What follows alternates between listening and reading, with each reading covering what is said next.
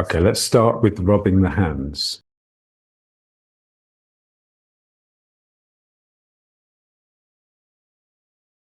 Relax the shoulders. So the feeling when you relax the shoulders is that they're dropping with gravity, but they're also widening. Shoulders are relaxing away from the neck and down into the elbows. And the elbows are sort of relaxing into the hands, and the hands are together. So it's strange because the shoulders are relaxing out, but the elbows are relaxing in. That's the tension, the natural good tension that's contained in Wardar.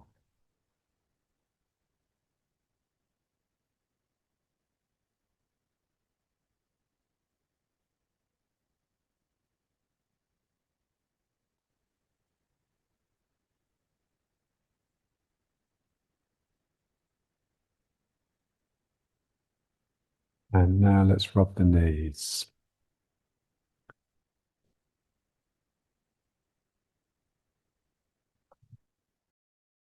Alternating.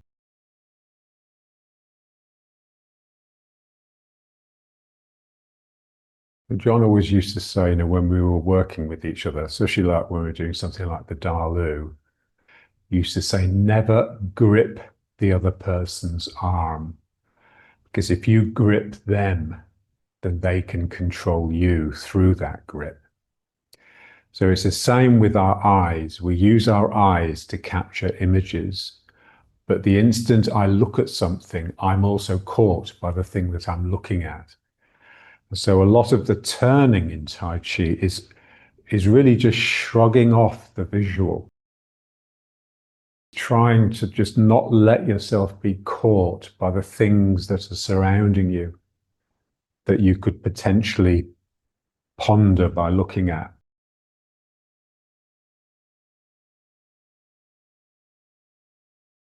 Using this alternating action to encourage the head to turn.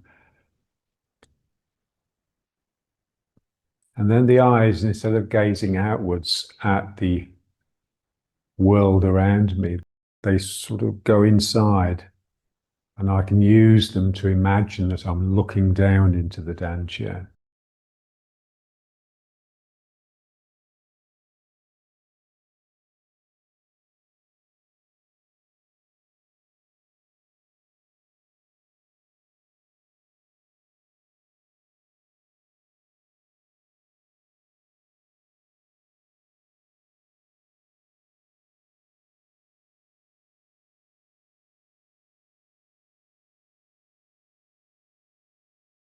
The sense that our turning is shrugging. We're shrugging the world off, not letting ourselves be snared and captured.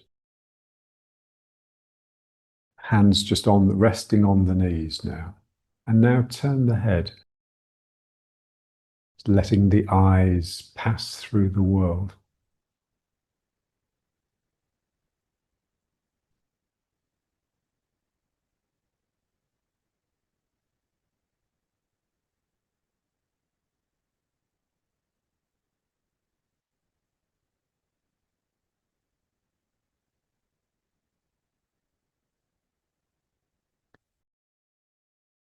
Feel the rhythm. So 1, 2, 1, 2, 1, 2.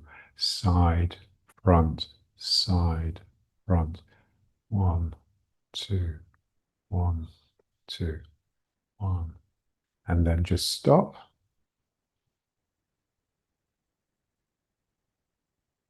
And now the same thing, but double speed. So instead of 1, 2, 1, 2, 1, 2, 1, 2. So 1, 2, 1, 2. So we're just turning the head again, twice as fast.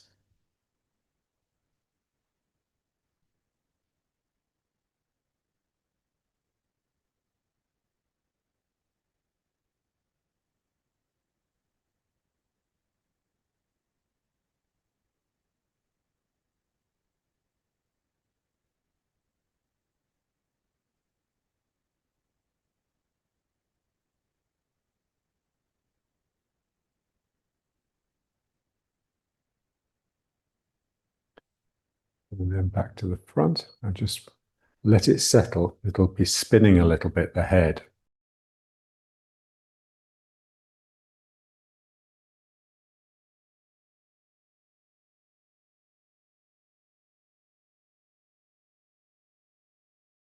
And now double speed again.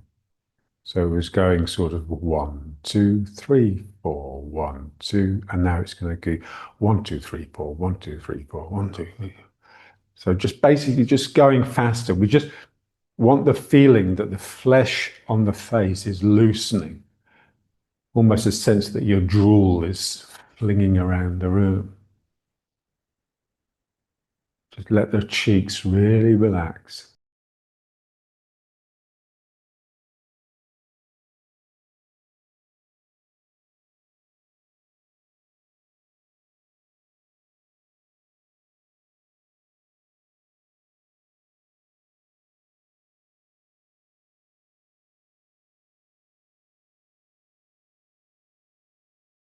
And then stop. And now you'll really be spinning. So just let that settle.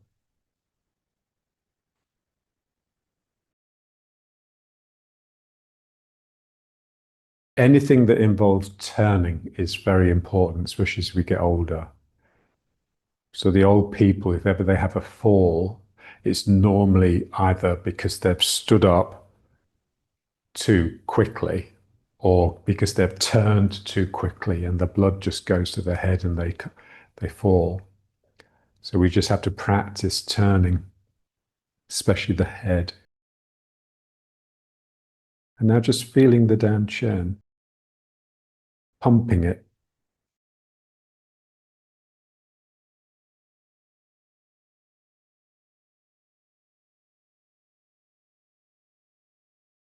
Feeling the movement getting all the way into the spine. So my chest is heaving as well as my hands moving.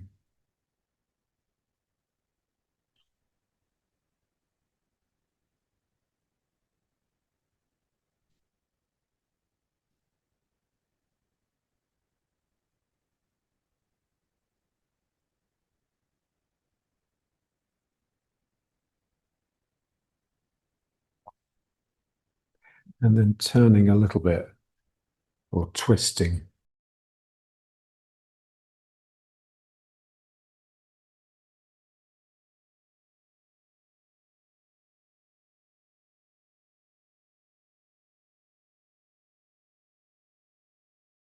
And trying to get as much movement into the torso as possible.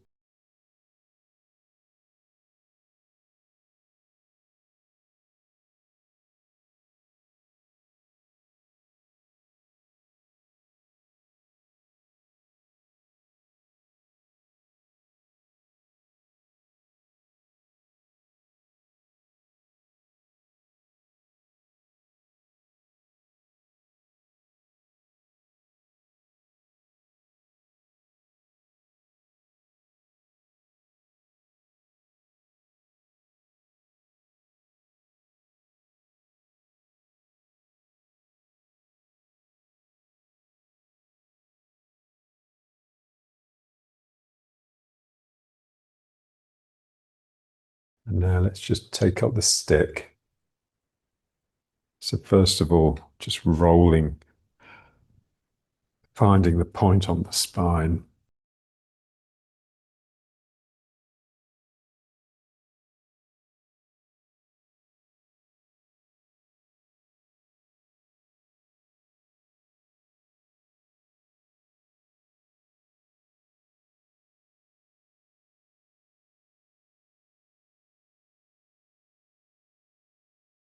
Let it rest there.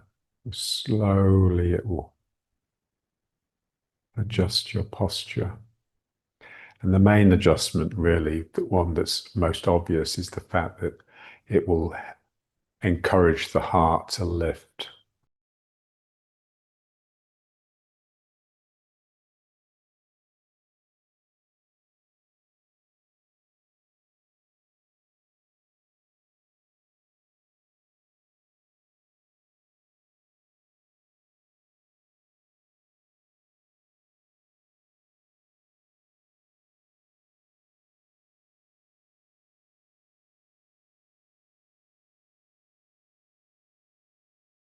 And now let's bring the stick up to behind the head, trying to not let it collapse that point in the spine again. And turning. Start off small and let it build up.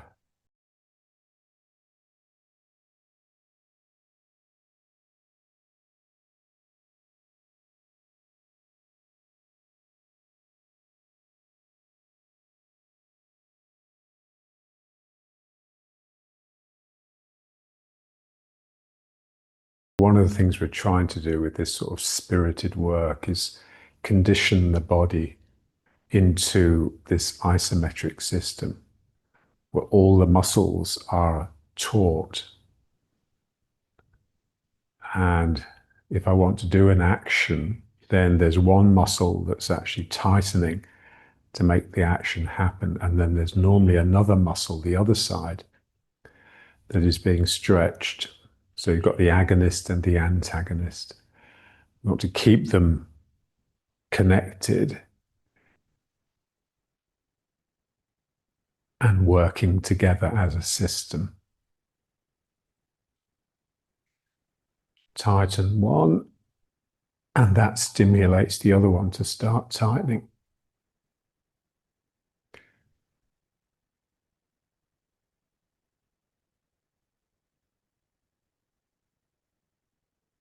This sort of tone, it's not something we're used to because we're used to being slack.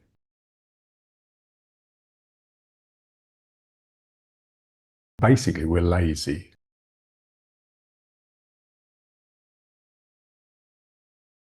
Here, the system is toned up and ready. It's sort of bristling, vibrating with the tension of readiness.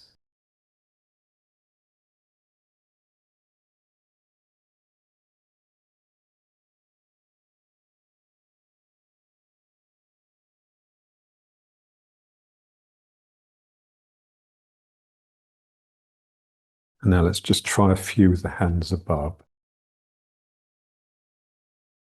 So you've got to hold the stick with the hands at the end, otherwise you can't do this going down the back. Just keep the hands pulling away from each other. So it's like you're trying to stretch the stick. That will help you get down the back.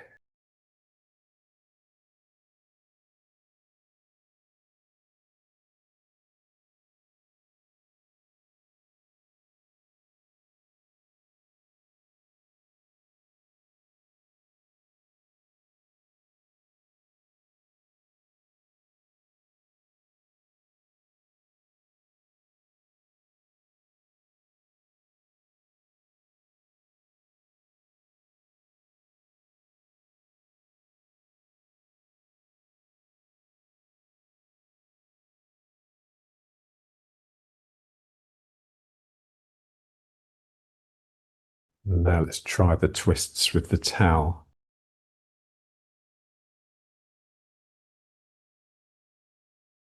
Arms outstretched, towel pulled tight, and just turning. They're all twists, these. We're just trying to feel the difference between them. What's unique about each one.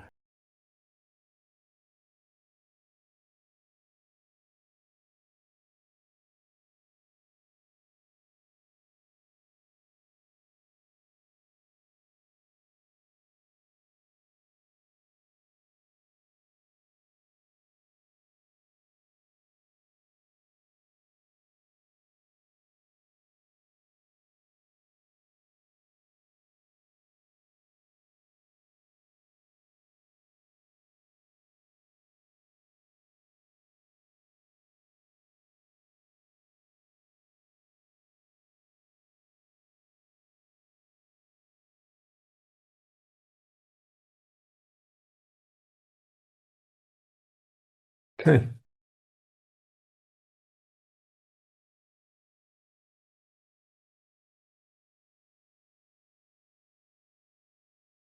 Feel the turning as casting off whatever's trying to capture you.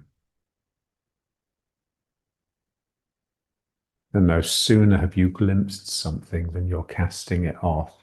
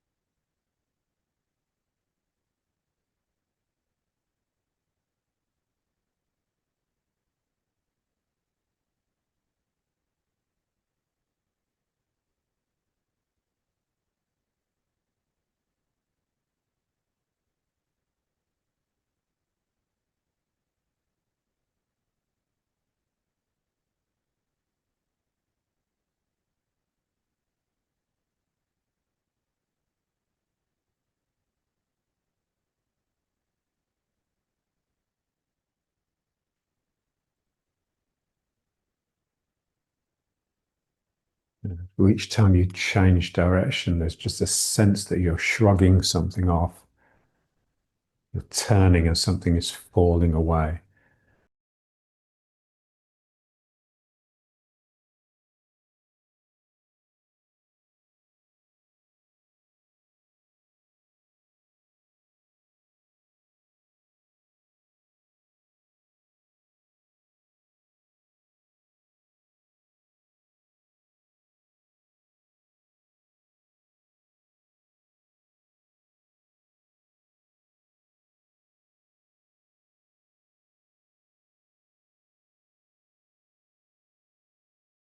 But what changes the direction is the back leg pulling, catching like this, catching the ground, catching the ground.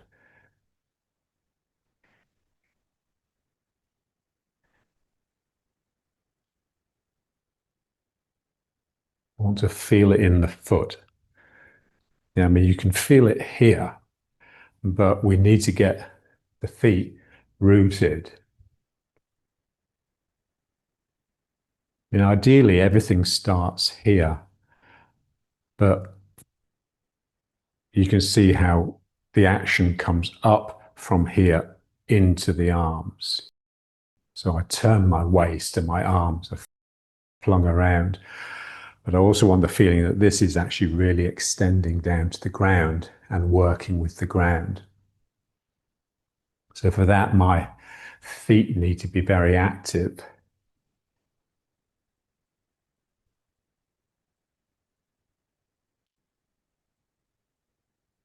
Not just my waist. Or if you can think of it as the activity of the waist has to extend very clearly all the way down the leg and into the toes.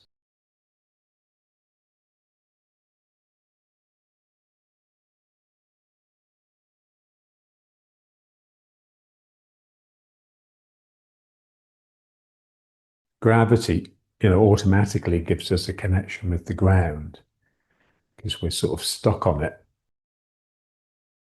But I need to get my feet and my legs really active. There's a sense that you're sort of wrestling with the ground, the same way you could be wrestling with another person here.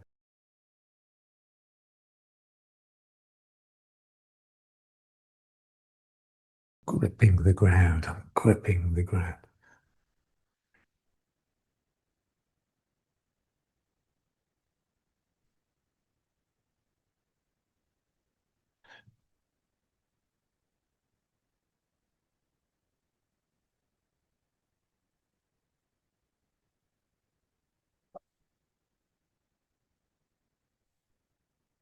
And then let's bring it into riding horse. And this feeling of the legs are coming out, the same way that the arms are coming out. So my energy is extending into my feet and my hands.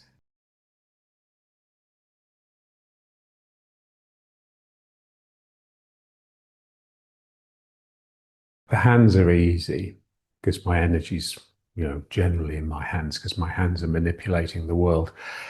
It's the feet that are difficult. So to get this sense of swelling from the sacrum and down the legs. So my feet are very active on the ground. This is why they say like walking on sand is really good, because your feet are having to move all the time because the sand is slipping and soft. So the worst thing for the feet really, apart from shoes, which are really bad for them, are just flat surfaces like pavements. The foot doesn't really need to separate into its component parts, like the way the hand can. All my fingers can be independent of each other. I'd want the same feeling with the foot. The toes are like the fingers, and the foot can twist, either the roof tile hand, it goes from one way to the other.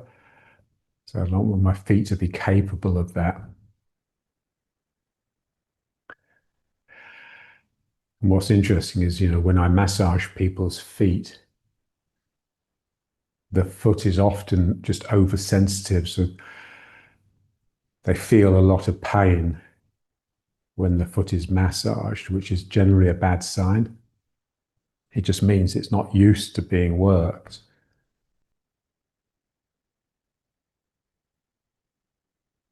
And you can massage your own feet, especially twisting them like this, like getting the ball of the foot twisting against the heel.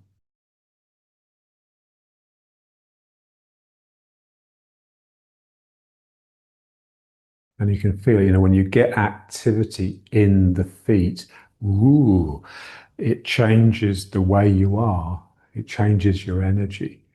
You just become that much more active.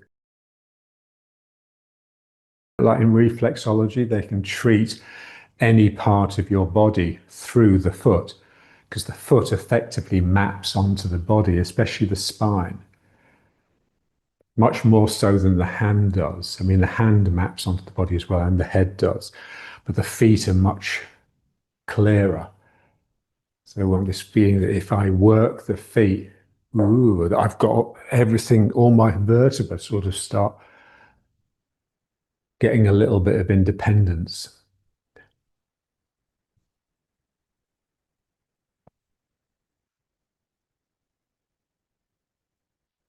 There's a wonderful Zen teacher, he's dead now, but Shen Yen, I really like. And he said something, he said, to succeed is all you need to do is two things. You need to relax the body and you need to relax the mind. So relaxation, it's not simply a matter of letting go. I mean, that's difficult enough.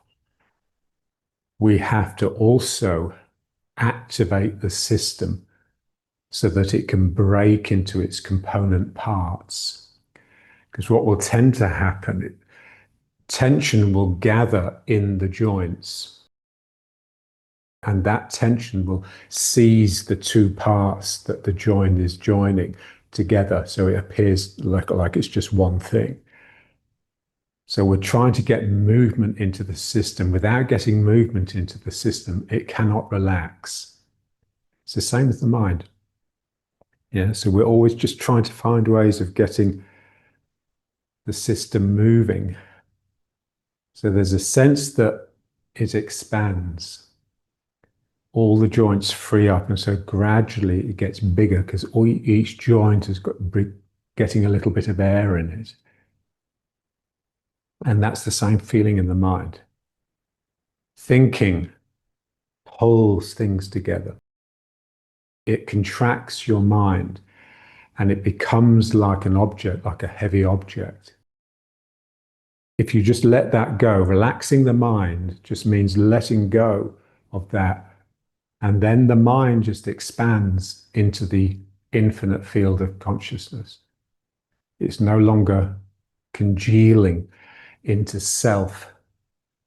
And it can only congeal into self if it has first contracted into thoughts.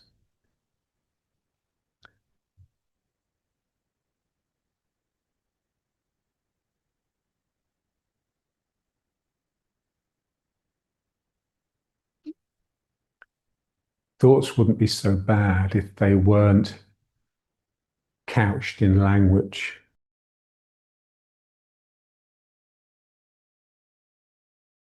The thing about language is it only has one sort of time scale. It's this thing of speaking, word comes after word comes after word. So if you suddenly start speaking really quickly, the other person won't understand you. And if you're speaking incredibly slowly, the other person will just get bored. So it needs to maintain a certain rhythm for it to have any use. And what that does, it just locks it into that rhythm. And then all the other rhythms, the really slow, like the rhythm of a tree for imagining, or like those, I saw a clip on YouTube, this little Egyptian shrew, and it's the size of an almond, and its heart beats 1,000 times a minute. So imagine the time scale that that little creature's operating upon. Ooh, it'd be everywhere, yeah. A lot of what we're trying to do is really just expand our range.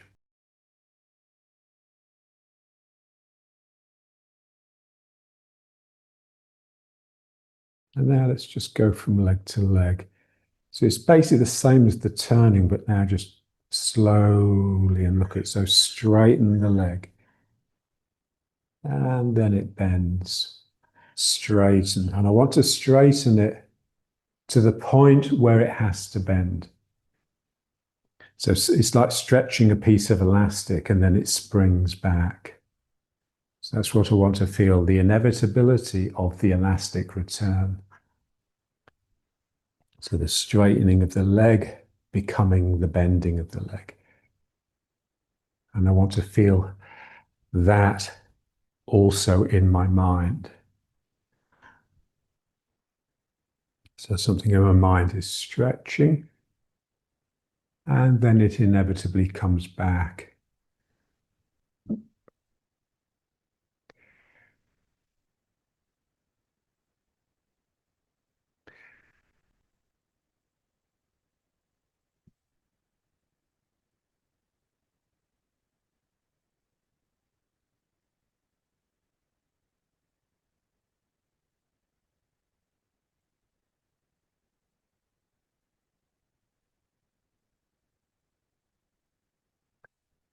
Right in the leg, the more straight I can get it, the more it will want to bend. So again, I have to go to extremes.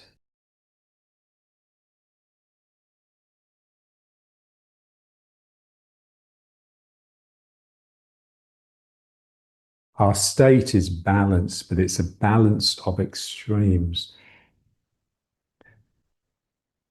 So we have to push both extremes as far as they will go. And then I can sort of reside in the middle, but really I'm bouncing between the two extremes all the time.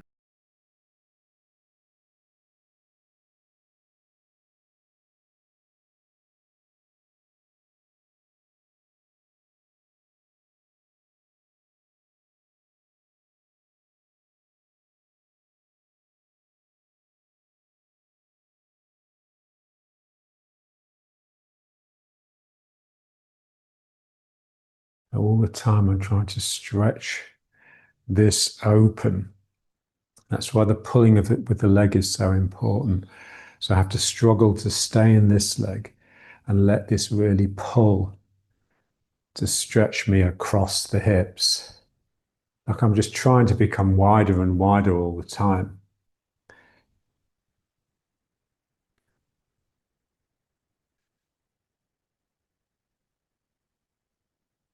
Straighten the leg and then just lift the heel and it'll start bending and pulling you.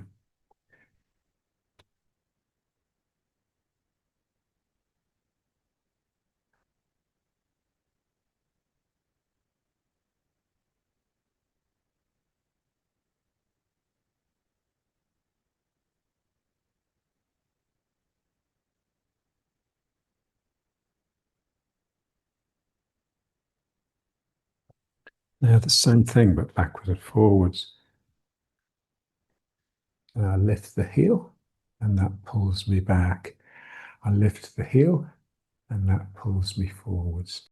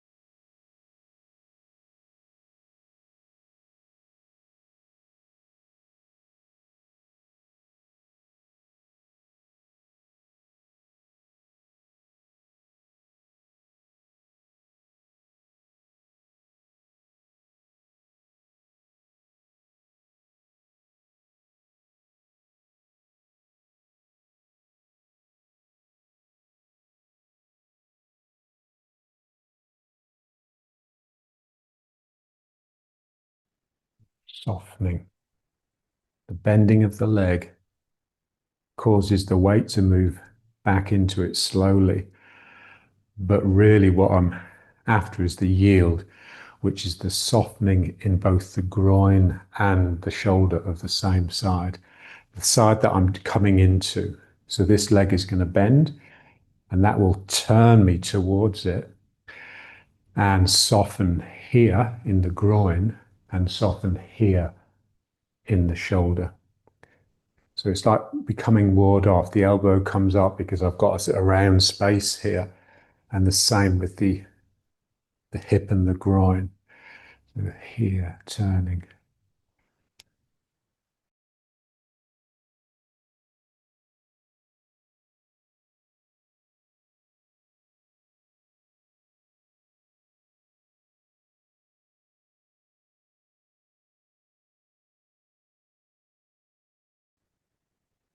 So the only way I'm going to be able to get that heel up is if I can really settle into the other leg.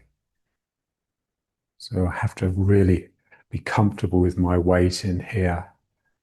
If my knee's hurting or if I'm a bit tentative, I'll tend to be more in the middle, and then I'll have hardly any mobility in this foot. I'll be completely here, so this heel can just come up like this, and then that will start pulling me. It's like a trigger.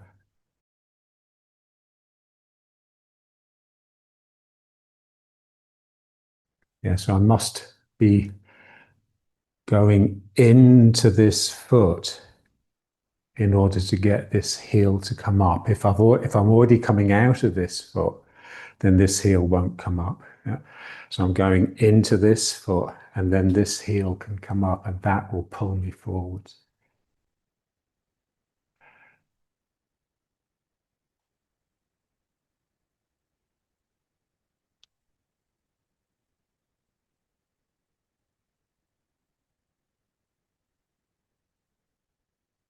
So effectively, there's that point, that overlap, where you're moving in both directions at the same time. You're moving into the filling foot the same time that you start pulling with the emptying foot. And it's that overlap that is the yield, sinking into this foot, and then this heel can come up.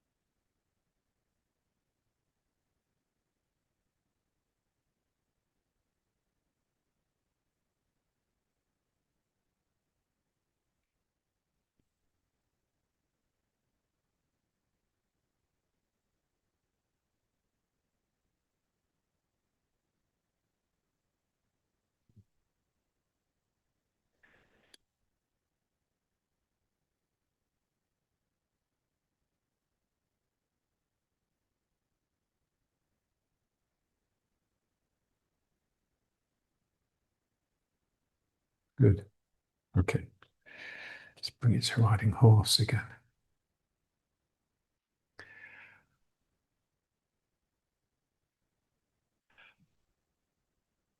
Yeah, so this is important. So really in riding horse, what we're doing is just connecting to those two realities, the local, which is basically your ward off, your limbs interacting with the world. So my legs interacting with the ground, my arms interacting with the things that I can move around and hold, and my eyes interacting with the things that I can see. So those are the three sets of limbs, and they're always operating on the local. I also want to connect with the other reality, which is the one, the gravity and levity, so the global, if you like. So for that, I just need to just feel the sacrum pulling down. Feel the weight of the sacrum flowing down. You can feel it through the legs, or you can just think of it as a column that just descends from here.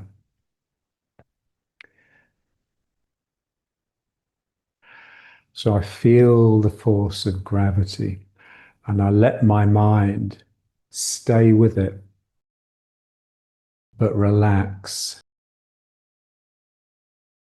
We don't want the relaxed mind to be a flitty, distracted one. I can just keep my mind with the sacrum and with gravity pulling it down, but relax it. And then that force becomes an energy. It's something I can feel flowing. And that's just the earth, the heavy earth pulling me. That's Mother Earth. That's the relationship of the mother. The mother just wants to keep the child to herself. So she's reaching out to bring it in. She looks after it. She nurtures it. And then the other one, the levity, is really that's just Father Sky. So we've got Mother Earth or Mother Nature and Father Sky. And so what that is trying to do is draw you away from the influence of the mother so that you can end up getting a little bit of independence of your own. And so we want to feel that as something here, not so much operating upon my body, but operating upon my mood, my spirits. So when I feel this, it is like, oh, this really fine, beautiful mist is just rising up through me. And it's like, that's where you get your courage from. The courage to take risks. I just feel the expanse of the sky drawing me up, just giving me encouragement, really. And that's basically what we're doing when we're sitting meditating. We're just slotting into that vertical.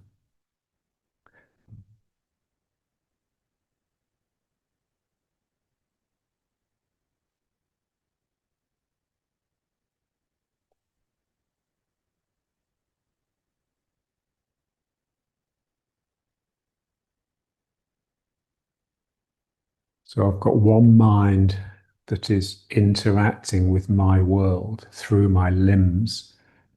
And I have another mind that is just with this infinite line, this general relationship with the earth itself and with the sky or with the heavens.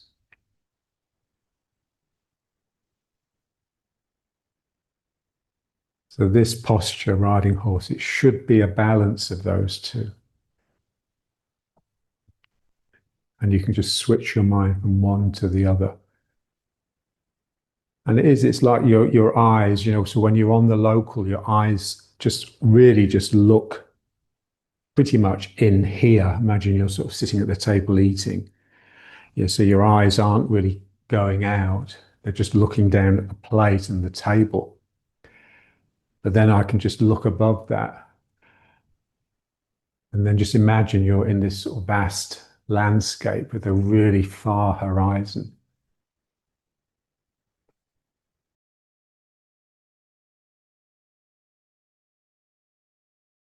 if you're agoraphobic or claustrophobic, then you have an aversion to one of them, one of those. So John was very agoraphobic, largely because his eyesight was so poor. So he just could not see distances. You know, he had to get up really close to be able to see something, to be able to focus on it. Imagine that'd be quite frightening, to be out and just not to be able to see. I think that's why John was so good at touch. You know, so you don't know a blind person, when they move around, they're touching things, touching the wall and the objects, so they don't bang into them. So that they're sort of their hands become their eyes.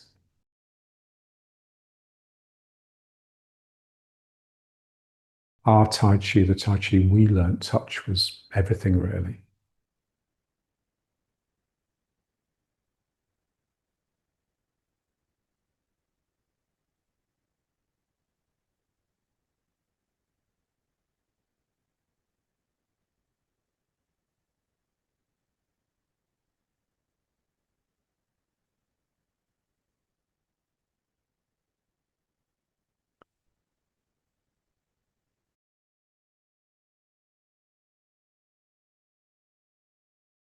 And let's just try a bit of this one. Getting this mobility, obviously in the knees, but also in the hips and the ankles. And if you can, the sacroiliacs.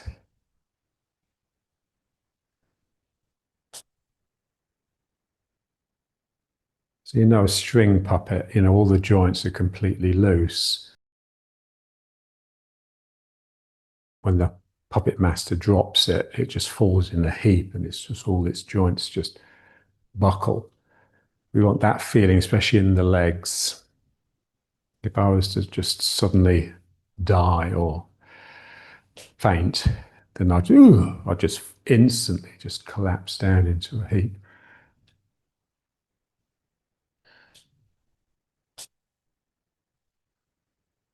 See it sometimes with boxers. You know, so you know, when the guy gets his opponent with a really good blow and it just knocks him out instantly before he's actually started falling, then they fall into such a peculiar heap, and they often break a leg, you know, because they're fallen with their leg really bent at a difficult angle.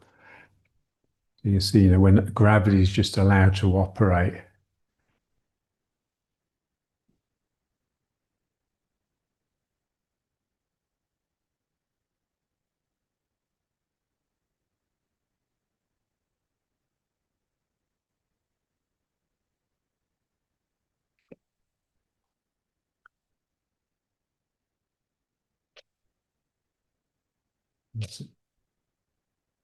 I feel the sacrum becoming more and more free. I like that image of the goldfish bowl. So imagine a goldfish bowl that's really quite fragile.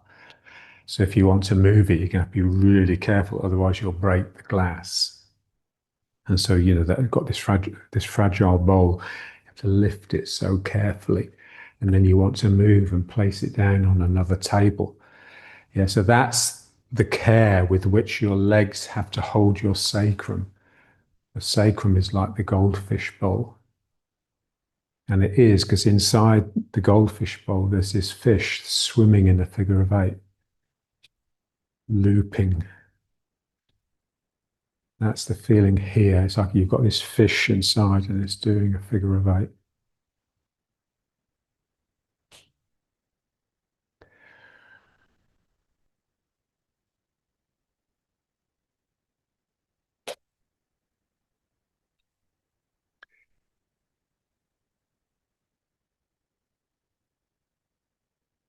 And then just let it go into the jog.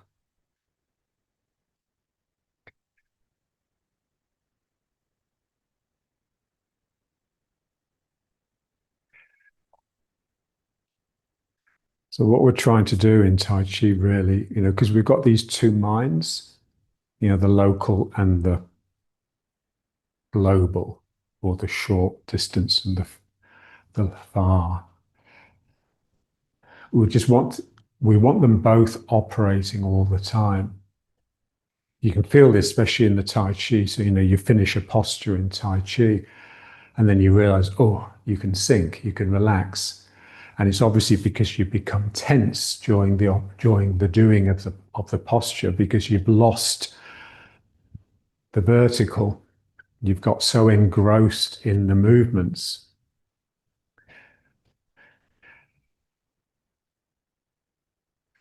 And the secret for that really is just to work from the legs all the time.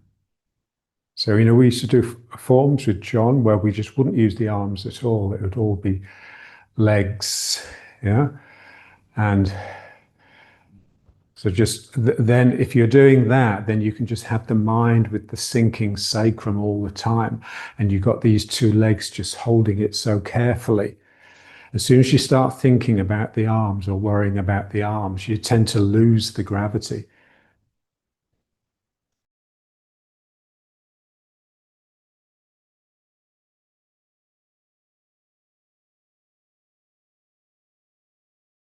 We have to realize that the way we learned the form, the way we learned to do the form, and the way it was taught was just to get the form into us in some way. We then have to practice it to a degree where we don't have to worry about it. We don't have to think about what we're doing. So the mind can then just be with the gravity pulling at your sacrum. And your arms just they fall into place because of the habit, because you're just so familiar with it.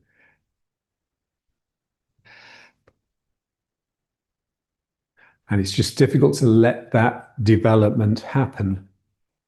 Because, for us, the execution of Tai Chi is all about obeying the instructions that your teacher gave you. Sink your weight into your left foot, lift up your right foot, step to the side, transfer your weight, turning the waist, all of this. So we're going through these operations, these instructions in our mind as we do the Tai Chi. And then it never gets a chance to become energetic.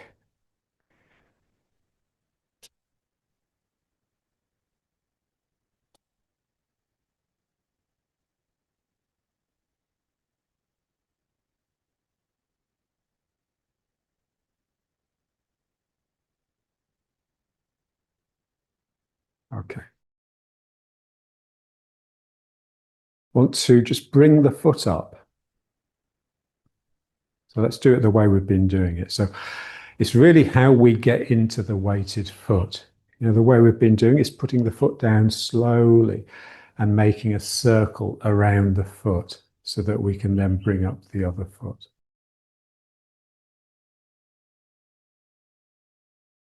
So it's like you're wearing like a circular snowshoe, which is distributing your weight over a wide surface area. Then it just means you just have better balance because you've got a bigger base, if you like. And then I step with this foot. So the big toe goes down. Now I circle, I come round to the inside of the heel, round the back of the heel, outside of the heel, round the outside edge of the foot, and back through into the big toe. And once I've completed that circle, I then have the ground in some sort of way, and the other foot can come up. So I'm sort of expanding into a large area, but it's also got this sense that I'm sort of swallowing the ground. As I come round the foot, it's like the inside of that circle opens up and hollows up, and then I suck onto the ground like one of those suction caps on the children's bow and arrow, or like one of the suckers on an octopus's tentacle.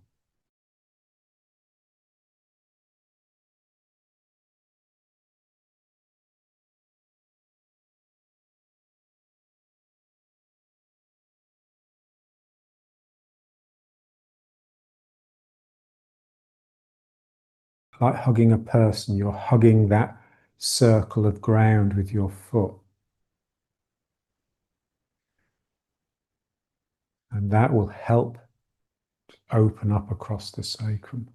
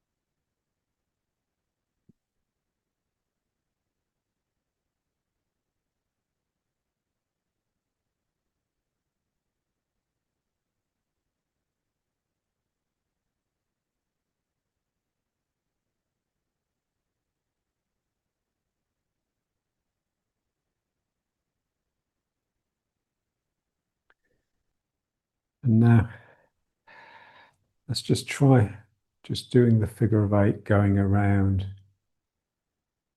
It's basically the two circle exercise with the two circles joined together.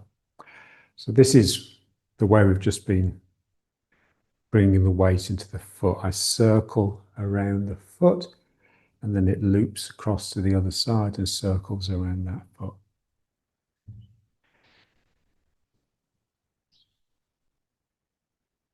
Yeah, so if I let my hands get involved, then it's this.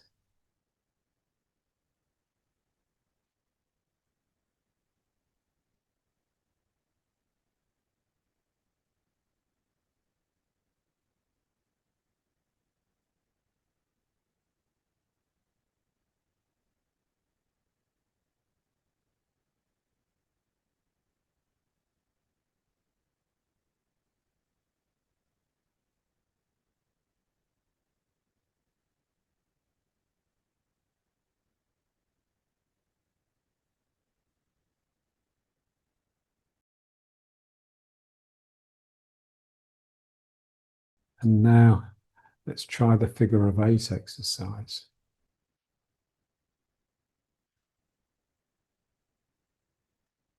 So what's happened now is that each one of those circles has itself split into a figure of eight. So I now have four things. I have a circle here, circle here, circle here, circle here. So the two has doubled.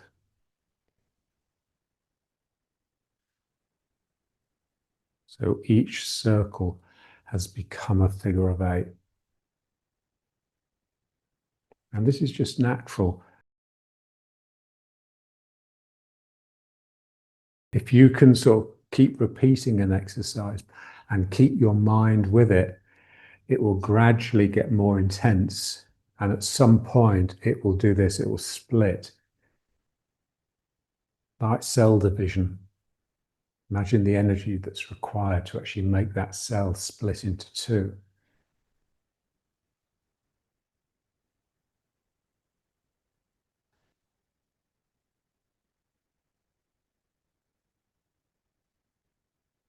And now we want to bring the foot up or bring the weight into the foot using a figure of eight instead of the circle.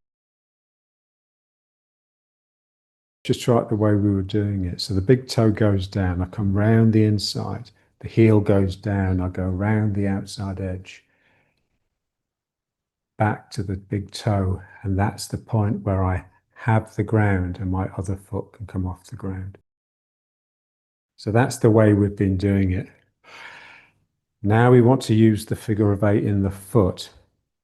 So it's basically the same figure of eight that you would be doing with the hand.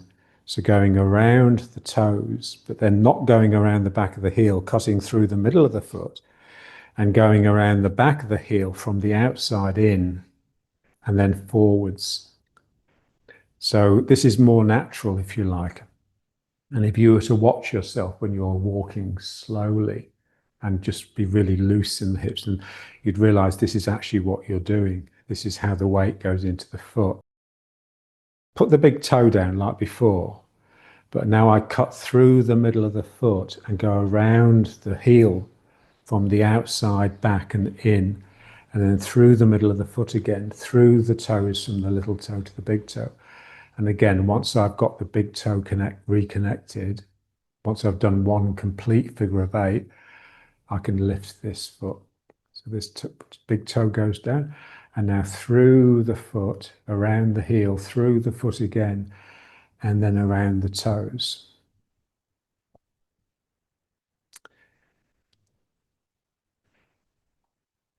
Yeah, and it develops the foot into something like the hand with the opposable thumb.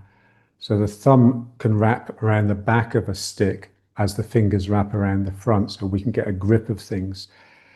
It's a similar sort of thing here. I'm going around, then the heel cuts under as the toes cut down. So it feels like the heels and the toes are pulling towards each other under the ground. So I get a real grip of that piece of ground.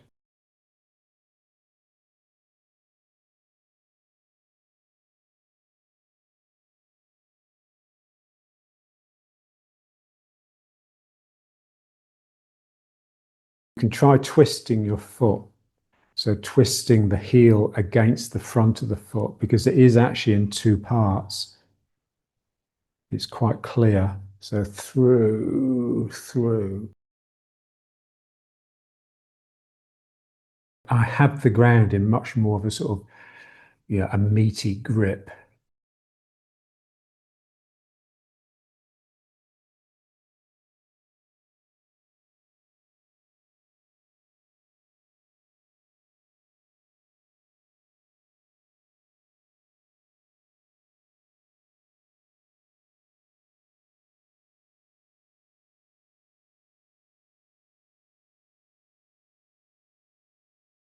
The foot has to be really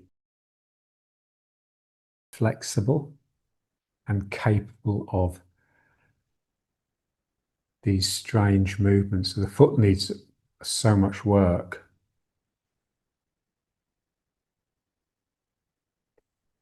Imagine a piano player, just how much more mobility and control they have over the parts of their hand.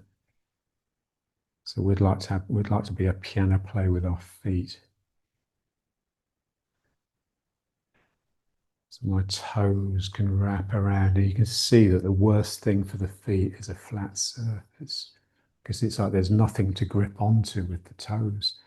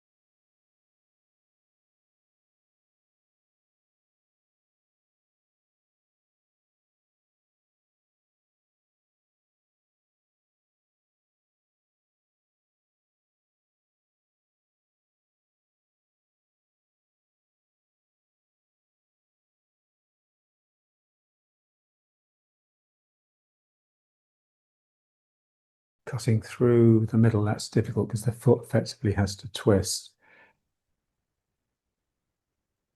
And then here, it's like my fingers are gripping, and I want the feeling that I can clench my foot, my toes can curl under and feel as though they're pulling towards the heel. Okay, so let's finish. Just bring it back to riding horse.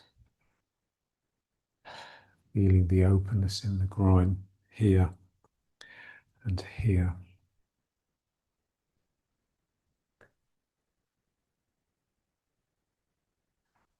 So the knees trying to escape, both out and up. And that is pulling my sacrum down towards the ground.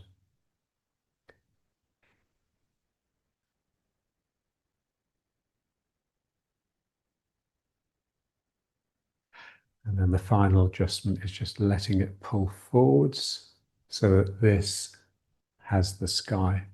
This reaches up. This is the bit we're not used to. We're all basically leaning forwards a little bit, especially when we walk. Most people lead with their head. So the spine is at this constant angle. We want this to feel this can just drop and ooh, and then my cheerfulness can just rise up.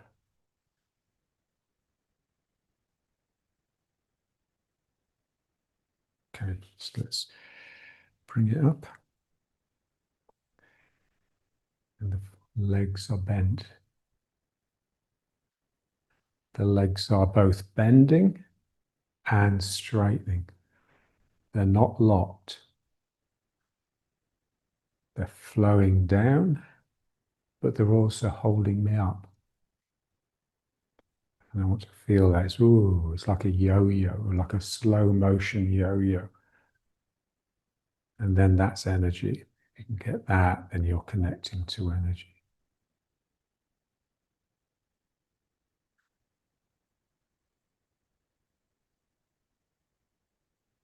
And again, the eyes are always letting go of anything that they see.